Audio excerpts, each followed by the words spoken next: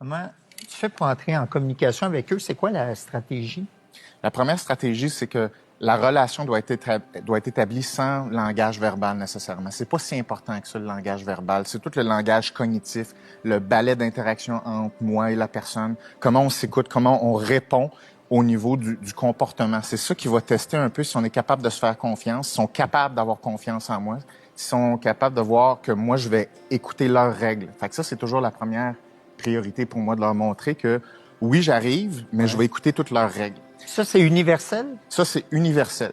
Bien, je pense que dans ce cas-ci, il faut différencier la peur de l'anxiété. Souvent, on mêle un petit peu les deux. On dit, c'est de la peur, j'ai peur, tu sais. Mais c'est très différent. Puis il y a même des structures neuroanatomiques différentes pour la peur puis l'anxiété. La peur, c'est un système qui sert à adresser une cible qu'on peut visualiser ou qu'on regarde, qu'on peut identifier avec les sens. OK? Donc, on adresse quelque chose qui est là dans l'instant présent. Fait que ça, c'est de la peur, OK? Alors ici, ça, c'est une maison maintenant de style funk. Alors, c'est comme le nouveau design qu'ils construisent maintenant. Et Mousseau travaille à la construction de cette maison-là. Alors, contrairement aux maisons Baca qui étaient rondes, les huttes rondes, maintenant, c'est carré. Et c'est fait en bois et en terre sèche. Les coins, les madriers, c'est des arbres entiers. Et ce sont des arbres plus fins qui coupent en deux pour faire les espèces de murs. Et les espaces à combler, ce sont des espaces qui vont être remplis de terre sèche avec de l'eau. En faisant de l'intervention individuelle et de groupe, avec le temps, on s'aperçoit qu'il y a des enjeux ou des systèmes qui sont récurrents, qui sont problématiques. C'est un peu toujours les mêmes systèmes qui sont interpellés. Tu mentionnes en premier l'anxiété. OK?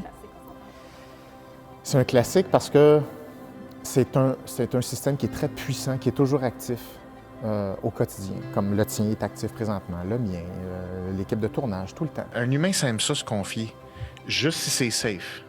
Mais si c'est sûr que c'est safe, il veut parler. C'est sûr. Ouais. Fait que je te dirais, c'est beaucoup une question de l'habileté d'écoute d'une personne. Mais une personne qui écoute bien, là, tu y parles, puis c'est comme... Avec elle, ça a passé, j'ai jamais réussi à dire ça, puis en plus, je me suis trouvé clair, puis en plus, on s'est compris. C'est ça, l'écoute. L'écoute, c'est l'affaire la plus importante. Tous ces humains-là ont des caractéristiques. Certaines se ressemblent, certaines sont différentes, mais chaque humain est unique. Ça ne veut pas dire qu'on ne partage pas des caractéristiques comme humain, mais chaque personne, il y en a une. Il y a une personne comme vous. Et le fait d'être unique n'implique pas d'être meilleur ou moins bon que quelqu'un. Le fait d'être unique exclut le système de comparaison. Le fait d'être unique augmente la responsabilité envers soi par rapport à son unicité.